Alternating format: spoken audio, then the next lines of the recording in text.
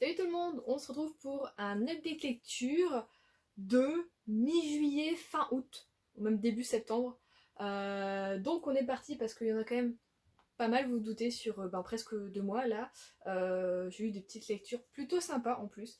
Donc comme d'habitude, comme en ce moment je lis beaucoup de mangas, je fais d'abord les livres, c'est ce qui vous intéresse principalement. Et ensuite je ferai les mangas, comme ça aussi si vous voulez pas regarder les mangas, vous coupez la vidéo et c'est bon. On commence donc avec le tome 1 des Outrepasseurs de Cindy Van Wilder, aux éditions Gulfstream. Alors, oui, ça c'était une relique totalement de ma palle. Je crois que ça faisait plus de, de 5 ans que je l'avais en ma possession. Il était là, je le regardais, et puis bon bah, je crois que j'avais envie d'aller vers lui, finalement j'y allais pas. Et je sais pas pourquoi, bah, le mois dernier, j'ai eu envie, voilà, d'aller vers lui finalement, et je l'ai vraiment ouvert, je commençais à feuilleter. Et bah j'ai eu du mal à m'arrêter en fait quand j'ai commencé à feuilleter, donc je me suis dit bon bah je crois que c'est le moment, c'est le bon, hein, allons-y, voilà. Donc on se retrouve avec Peter qui est un jeune adolescent euh, qui a un héritage dans sa famille dont il n'est pas au courant.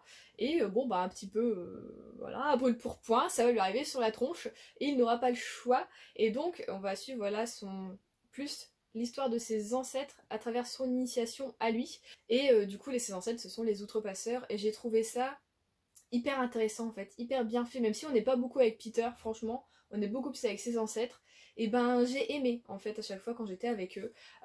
C'est assez, des trucs assez violents, enfin voilà, mais je sais pas, j'ai aimé découvrir du coup l'histoire des outrepasseurs, de comment tout ça s'est créé, et voilà, la magie un peu qu'il y a autour, tout ça. J'ai trouvé ça très intéressant, très bien amené. L'écriture est hyper fluide, ça se lit alors tout seul, c'est un truc de malade. Après, comme je disais du coup durant mon vlog, quand je l'ai fini, en fait quand j'étais en train de le lire, j'étais en mode ah tu vois vraiment la suite, faudrait que j'aille d'ici allez 2 mois max. Finalement quand tu le finis, euh, bah, la façon dont ça se finit, c'est il n'y a pas de cliffhanger, il n'y a pas de truc où t'es en mode vraiment il faut que je sache, il faut que je sache. Donc bah tu te dis finalement on peut laisser le temps au temps. Donc je pense que le tome 2 j'ai plus envie de lire, je pense, cette fin d'année. Ou alors vraiment début l'année prochaine. Parce que comme je dis, voilà, il n'y a rien de transcendant à la fin qui te fait dire je veux savoir à la suite à tout prix. Tu sens qu'on va aller vers quelque chose d'autre et qu'on va être beaucoup plus, je pense, avec Peter, forcément avec le présent des outrepasseurs et les sociétés autour secrètes et des trucs comme ça.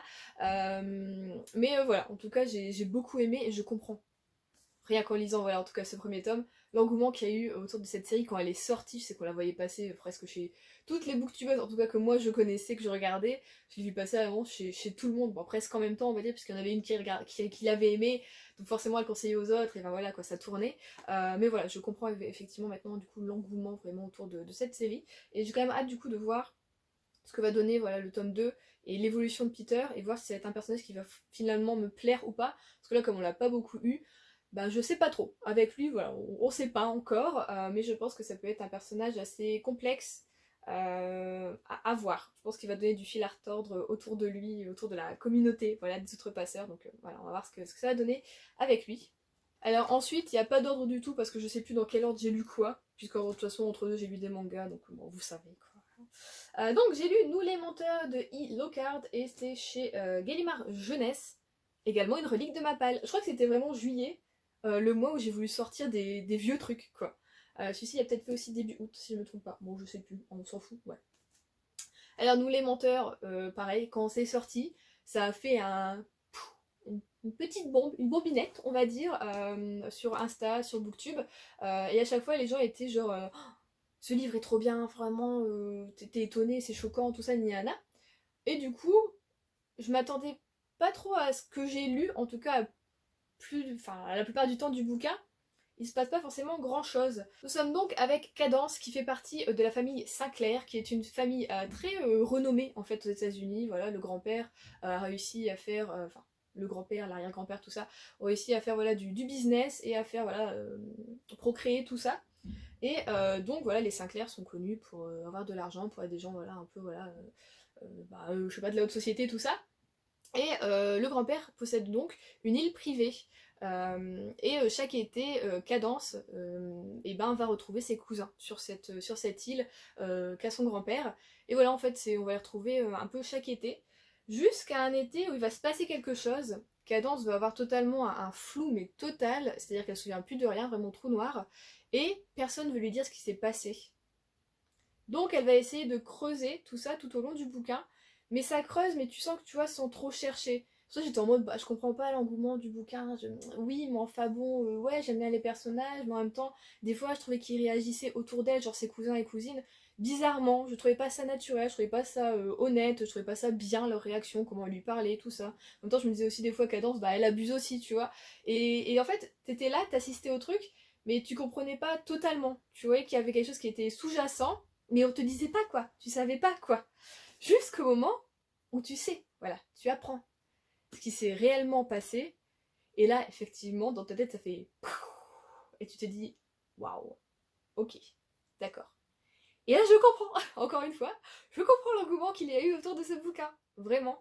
Je vais avoir du mal à l'oublier, parce que c'était assez incroyable, j'en ai versé ma petite larme, j'ai encore un peu voilà, les yeux qui brillent en y repensant.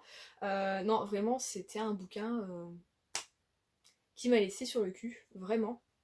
Je m'attendais plus du coup à, je sais pas, comme tu dis, nous les menteurs, je sais pas pourquoi j'étais partie dans un mode de thriller, ou vraiment un truc comme ça, je ne sais pas pourquoi, c'est pas du tout noté ça. Enfin bon, c'est noté un accident, un secret, la vérité. Donc oui, je m'étais dit, tu vois, il y avait un truc ouais, vraiment un peu sombre, thriller, tout ça, et finalement pas tellement. Mais voilà, quand tu apprends ce qui s'est passé, t'es choqué, et là tu comprends mieux les situations, les dialogues, ce qui s'est passé. Enfin vraiment, tu te remémores tout, et tu revois tout d'une autre façon, et c'est assez fou. Et j'adore les bouquins qui me font faire ça, où t'es en mode, tout le long de ta lecture, tu doutes, tu dis ouais, bon, sans plus. Puis il se passe un truc qui est pas forcément plus à la fin, donc ça c'est cool. Et là tu revois tous les éléments, tu revois tout, et là tu te dis, mais en fait je me suis fait totalement mener en bateau, et c'est trop cool, voilà. Donc, enfin sorti, et j'ai aimé Nous les menteurs, vraiment. Donc je le conseille si vous n'avez pas lu. Il fait un petit peu beau maintenant, ça peut être voilà, un peu dans le thème été, si vous n'êtes pas encore en mode automne, même si je vois beaucoup de monde passer en mode automne. Moi, tant que je suis pas revenue de vacances, on n'est pas en mode automne, donc d'ici 15 jours, je le serai seulement. Mais voilà, je vous conseille en tout cas Nous les menteurs pour votre prochain été, ou si vous n'avez pas de saisonnalité pour lire, je vous le conseille. J'ai également lu Tout sauf le grand amour de Christiane Higgins, donc là c'est chez Mosaic Poche. J'avais lu du coup, ça c'est le tome 2 de la saga Gideon's Cove. Le tome 1 c'était L'homme idéal ou presque, ça a été mon premier Christian Higgins, ça a été un coup de cœur, j'ai adoré, j'ai rigolé, j'ai pleuré, je suis passée par tellement d'émotions avec ce bouquin que vraiment je m'étais dit ça va être une autrice. C'est vraiment le truc, tu sais, je vais tout le temps adorer. Enfin, tu vois, j'avais peut-être mis un high level, je ne sais pas. Mais vraiment, même le deuxième que j'ai eu de l'autrice, j'avais aussi beaucoup aimé. Tu retrouves souvent, en fait, elle aime bien faire le côté petite ville ou petite île où tout le monde se connaît. Où, ben voilà, forcément, t'as aussi un peu ceux qui crachent sur le dos des autres, tout ça. Mais où t'as, voilà, le personnage féminin principal qui revient ou qui est déjà établi, mais qui va un peu, tu vois, devenir un peu comment dire, un peu plus badass, on va dire. Hein. Elle va un peu se révolter, et puis ben voilà, puis enfin, le premier, j'avais adoré, était très très drôle. Et du coup, je me suis dit, continuons la saga. Allons-y. C'est l'été, j'aime bien lire voilà, des petits romans contemporains comme ça. Euh, et bah. Non, ça l'a pas fait.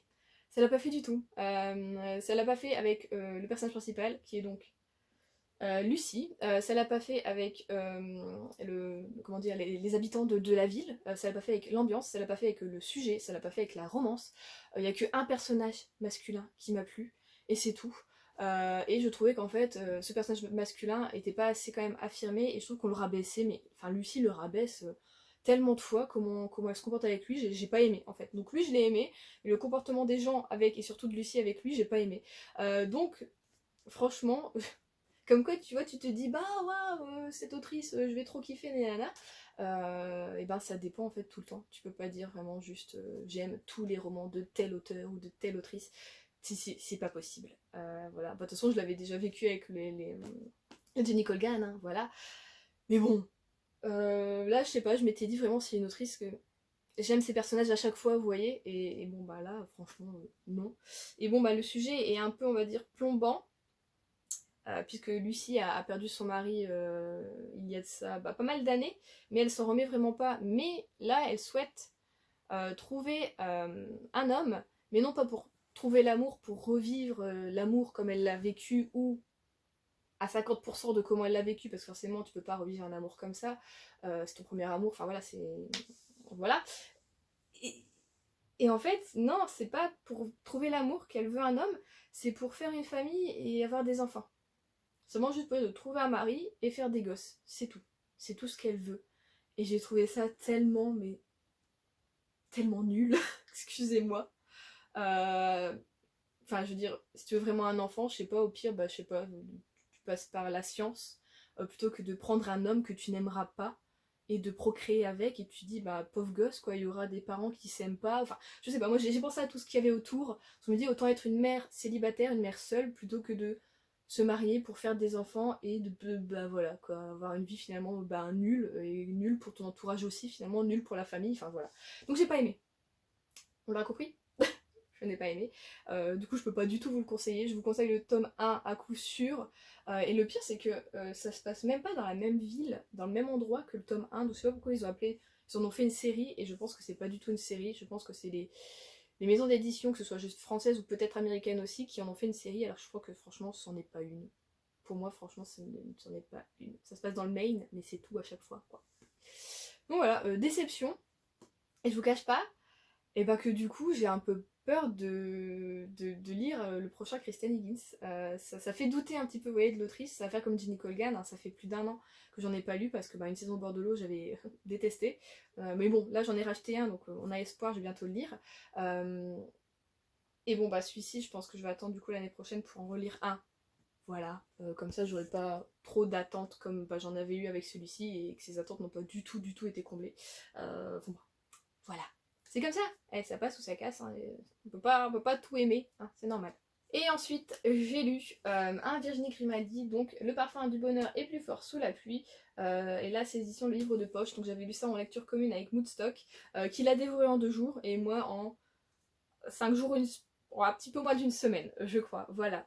Je pense que si j'avais eu du temps, je l'aurais aussi, possiblement, dévoré en 2-3 jours. Donc là, on se retrouve avec Pauline qui eh bien, s'est fait quitter par son mari et donc se retrouve avec son petit garçon de 3-4 ans si je me trompe pas.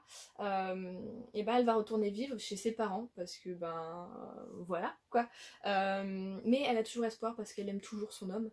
Ils n'ont pas encore divorcé et elle va du coup avoir comme réflexe, comme envie pour le, comment dire, pas le reconquérir mais un peu oui, pour lui faire un peu ouvrir les yeux sur le fait que leur relation est belle et qu'elle l'aime toujours. Elle va lui écrire chaque jour des souvenirs de leur relation, de ce qu'ils ont vécu, de comment ils se sont rencontrés, de leur jour de mariage, enfin plein de choses comme ça. Et j'ai trouvé ça très beau et très sincère comme démarche. Et en même temps, c'était pas une démarche que pour finalement reconquérir son homme, ça pouvait être aussi une démarche pour elle-même et pour faire le point finalement sur cette relation. Et, euh, et en même temps, faire peut-être aussi un deuil voilà, sur tout ça. C'est une sorte d'étape finalement. Et donc voilà, j'ai aimé suivre Pauline.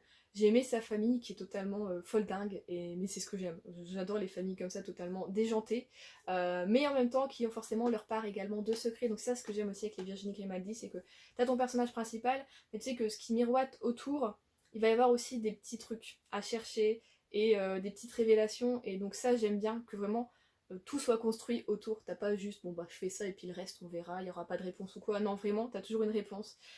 Et j'aime beaucoup. Voilà, donc j'ai encore aimé une fois. C'est Virginie qui m'a dit. Je vais pas dire comme pour la Christiane Higgins ou pour les Ginny Colgan, genre cette autrice, tout se mange chez elle. Non, parce qu'il y a des bouquins où des fois je lis les résumés, ils me donnent pas envie. Mais là, je crois que j'aimerais bien lire, si je me trompe pas, c'est Les Possibles. Mais il n'est pas encore sorti en poche puisqu'il est sorti cette année en grand format, si je ne me trompe pas. Donc j'attendrai sa sortie en poche l'année prochaine. Mais voilà, pour le moment, écoutez, c'est un sans faute avec cette autrice et j'en suis très contente. Et j'aime toujours en fait les réflexions qu'on se fait avec elle. Tu sors de ce bouquin, t'es toujours en mode qu'est-ce que je peux faire du coup pour améliorer ma vie, mon quotidien, aider les gens qui sont autour de moi. Je sais pas, ça te fait réfléchir à tellement de choses. Même pour Pauline, finalement, elle qui pensait que c'était que son mari du coup qui n'allait plus dans le couple, que voilà, elle pensait être bien, finalement elle se rend compte que elle aussi, elle a changé entre deux, qu'il s'est passé des choses, et voilà, on va lui montrer petit à petit aussi que meuf, t'es pas parfaite non plus, donc tu sais, redescends un peu. Donc j'aime bien ce côté où t'as ton personnage qui est pas parfait, il y a des petites fêlures, des petites cassures, mais voilà, il y a quelque chose autour, donc voilà, j'aime beaucoup, voilà, j'ai beaucoup aimé. Voilà. Donc là c'est tout pour les bouquins. On passe au manga. manga. Donc pour ceux que ça n'intéresse pas les mangas, je vous dis à bientôt.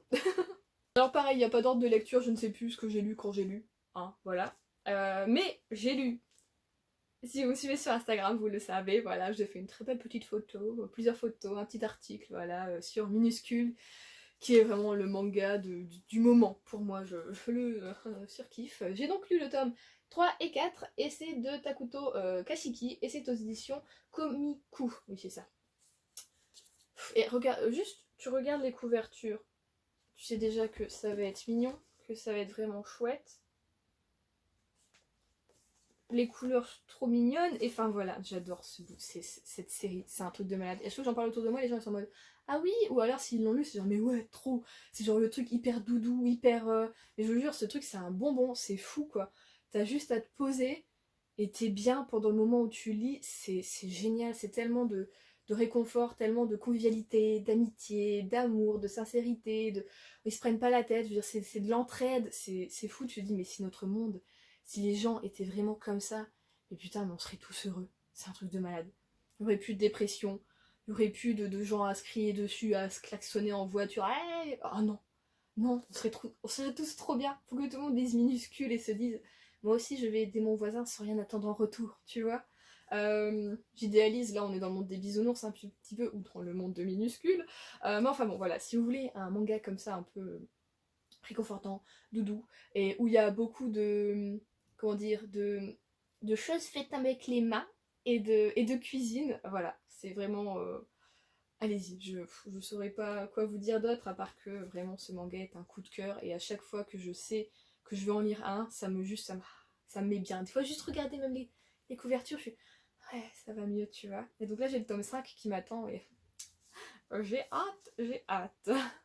Ensuite, j'ai lu Beyond the Clouds de Nick, ou Nikkei, je ne sais pas comme c'est japonais, souvent ils disent comme ça, je pense. Et c'est chez Kiyun Kizuna. Cette couverture est également magnifique, n'est-ce pas? Les couleurs, mais alors les couleurs, je suis totalement fan. Donc là, on est dans un style un peu steampunk. Rien que tu vois les petits rouages, hein, voilà. Et donc là on est avec Théo qui vit dans la ville jaune, donc c'est une ville très industrialisée et elle tient ce nom là car les usines crachent de la fumée jaune presque en permanence, non, en permanence. Et du coup voilà, c'est la ville jaune. Donc vous pensez bien que l'atmosphère est pas l'air pur, tout ça, non, pas du tout. Les habitants voient rarement les étoiles la nuit, même le soleil il est un peu voilà, caché. Mais là-dedans il y a Théo, donc ce petit garçon qui est habile de ses mains et qui aime aussi beaucoup la lecture. Rien que les premières planches, je trouve ça tellement beau. J'aime voilà, j'aime les dessins, ouais, moi, je suis très attachée aux dessins dans les mangas et j'ai aimé voilà, le coup de crayon de l'auteur. Ou de l'autrice, je ne sais même pas. Alors, je sais plus. Et donc voilà, Théo vit dans cette ville et donc on va dire un peu réparateur, mécanicien, j'ai pas tellement les mots, avec une équipe, voilà, il bosse avec une équipe. Et son rêve c'est de voilà, partir voyager, visiter le monde et surtout quitter cette ville jaune qui l'étouffe. Et à travers ses romans, c'est comme ça qu'il voyage. Mais il aimerait bien vivre aussi ses propres aventures. Et il fait son quotidien jusqu'au jour où il va rencontrer Mia, qui est donc une fille, comment ils appellent ça, ange, qui est donc une humaine ailée, qui normalement est plus une sorte de mythe que de réalité. Et donc voilà, il va la rencontrer, en fait elle s'est blessée à une aile, et il va essayer voilà, de l'aider avec ses petites mimines à lui créer en fait une seconde aile. Et donc voilà, on va les suivre un peu tous les deux comme ça, où lui va essayer de l'aider. Et elle finalement elle va aussi le réconforter un peu dans son quotidien. D'où j'ai trouvé ça très mignon. En même temps il se passe des choses non plus pas forcément très roses, très jolies pour tous les deux. Mais voilà, ils vont essayer d'avancer là-dedans et voilà, j'aime beaucoup. Je pense bientôt lire voilà, le tome 2 parce qu'en plus ça se finit sur un petit cliffhanger là, donc t'as envie de savoir. Ah attendez, là je vais savoir si c'est une femme hein, je pense. Ah, elle aime changer, c'est une... it's a woman. Donc voilà, franchement, j'ai hâte de continuer la série. Et juste, voilà, juste trop beau. Donc voilà, je suis hyper contente d'avoir craqué pour ce manga. Voilà. Ensuite, j'ai lu Everyday is a Good Day de Noeko Nishi, exposition Akata. Donc ce manga est un one-shot.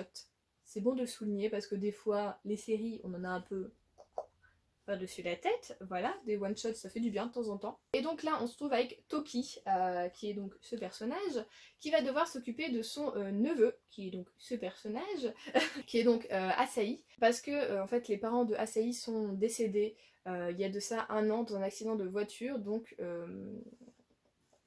Asahi a été recueilli par les grands-parents, c'est eux qui s'occupent de lui. Sauf que là, ils ont gagné une croisière de 2 mois où les enfants sont interdits. Et du coup, c'est Toki, voilà, le parrain, le tonton, qui va devoir s'occuper de lui alors qu'il s'est jamais vraiment occupé de lui.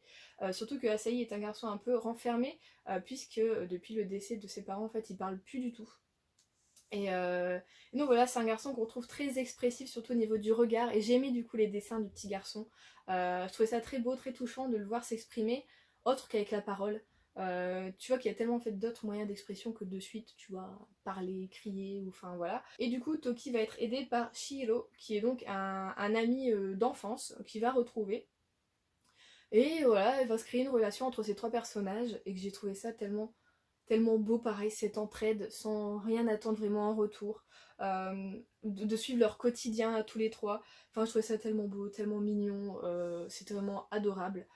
Juste le chapitre bonus, dedans, tu as un passage où tu te dis, bon, c'était pas non plus obligé de dessiner ça. C'est pas énormément non plus dérangeant, mais bon, tu t'y attends pas. Je veux dire, tout au long, ça a été tellement mignon, tellement adorable, parce que t'as une scène, tu dis, waouh, il aurait fallu prévenir avant, je m'y attendais pas. Mais bon, voilà, ça ne gâche rien non plus au manga, c'est juste que voilà, j'ai été un peu étonnée de voir ça. Mais donc voilà, si vous voulez un manga feel good one shot avec des jolis dessins, allez-y. Il y a une petite planche qui est colorée en plus en premier. Enfin vraiment voilà, j'ai adoré, ça a été un petit coup de cœur. Je m'en souviendrai très longtemps. Et j'aime vraiment de plus en plus ces mangas comme ça où tu suis juste le quotidien en fait, d'une famille qui est pas comme les autres. Enfin, pas comme les. Si, mais en même temps, comment dire, qui n'est pas malheureusement la norme, j'ai envie de dire. Enfin bon, je me perds, mais voilà, j'aime de plus en plus ce genre de manga. Et donc, si vous en avez à me conseiller, n'hésitez pas, je suis preneuse. Et donc, on arrive au dernier, qui est donc Wandering Witch, Voyage d'une sorcière. Il y a beaucoup de monde, donc on va juste... donc c'est une œuvre originale de Jugi Shiraishi. Le manga est de Itsuki Nanao et les designs des personnages sont de Azure. Et ça, c'est chez Kurokawa. Donc voilà, pareil, je vous avoue que j'ai craqué au début, j'ai vu la tonalité, les couleurs. J'adore. Ce bleu, ce violet, oh, j'adore. Et je suis fan. La couverture est mate, tu sens vraiment le côté papier, j'aime beaucoup aussi. Voilà, vous savez que je suis très touchée, moi aussi, avec les mangas, avec les livres, voilà. Pas forcément avec les gens. Mais... Et pareil, la première planche est juste trop mignonne. Donc voilà. On va donc suivre Elena, qui est une jeune sorcière qui était un peu surdouée, donc elle est plus jeune que la plupart des autres sorcières, voilà, du royaume, on va dire. Et en fait, on va la suivre à travers une sorte de voyage initiatique qu'elle va faire. Donc elle va aller suivre le royaume des mages, des trucs comme ça. Donc elle va voyager comme ça de ville en ville, de royaume en royaume, de pays en pays. Parce que je sais plus le mot, donc je dis plein de trucs. Et j'ai beaucoup aimé. J'ai vraiment adoré, le tome 2 sort bientôt, donc pareil, j'ai hâte de le lire, vraiment. Je me suis remise au manga, à un moment j'étais en mode j'ai juste continué mes séries, et en fait quand mon copain s'est mis aussi au manga, enfin s'est remis, parce que voilà, il lisait Berserk depuis des années, mais enfin bon, il s'est remis aussi, il aime bien regarder des nouveautés, tout ça, maintenant donc j'y vais souvent, beaucoup plus souvent, au rayon manga, et c'est vrai que du coup moi aussi je regarde finalement les nouveautés, au lieu de tout le temps aller vers mes séries et de continuer, et bah écoutez, franchement j'ai eu que des bons trucs en tout cas en nouveauté, donc je suis trop contente. Voilà, donc si vous voulez une petite saga avec une sorcière trop mignonne, allez-y, foncez là-dessus. En plus peut-être justement pour septembre, je sais pas si vous faites un challenge, ça peut rentrer dans n'importe quelle catégorie avec les sorcières, avec le voyage ou quoi que ce soit. Donc n'hésitez pas, si vous aimez les mangas, allez-y, c'est vraiment trop mignon. Et en plus, pareil, t'as un petit truc... il y a une sorcière qui l'a aidé avant à devenir sorcière et pareil, il s'est passé des trucs et t'as envie de savoir, enfin voilà. Génial. Donc écoutez, c'est donc tout pour cette update lecture. Il aurait été un petit peu long, mais écoutez, je suis contente parce que d'habitude les mois de juillet, août, c'est les mois où personnellement j'arrive à trouver du travail. Et donc où j'ai du mal à lire, j'y arrive pas. Et là, finalement, la technique de switcher entre des grosses lectures, des livres et des mangas, et ben ça m'a beaucoup aidé. Et même les jours en fait où j'étais, enfin plutôt les soirs où je rentrais, j'étais fatiguée, et ben j'étais contente parce que je lisais quelque chose. Et voilà, donc cette année, je suis heureuse, c'est même le mois d'août, j'ai fait 8 lectures, ce qui est parmi souvent mes meilleurs mois, souvent je fais 8 lectures ou 12, c'est vraiment mon maximum, mais en moyenne j'en fais que 6, donc là franchement au mois d'août en travaillant, j'ai réussi à faire encore mieux que d'habitude, donc je suis extrêmement contente. J'espère que cette belle lecture vous aura plu, surtout n'hésitez pas comme d'habitude à me donner des conseils, ou à donner votre avis si vous avez lu ces bouquins, ou si vous avez des bouquins que vous pensez pourraient me plaire, qui se rapprochent un peu de ça. Donc n'hésitez pas en commentaire voilà, à mettre des suggestions. Moi je vous souhaite de bonnes lectures, je vous dis alors à la semaine prochaine, mais je suis en vacances, donc sûrement le samedi. Et pas le mercredi, parce que je reviens mercredi, je serai en train de conduire sur la route, donc ça m'étonnerait que je puisse mettre un vlog, sauf qu'on n'a pas le wifi où on va. Donc voilà, je vous dis à la semaine prochaine pour un vlog, si tout va bien. Je fais des gros bisous et je vous souhaite de bonnes lectures.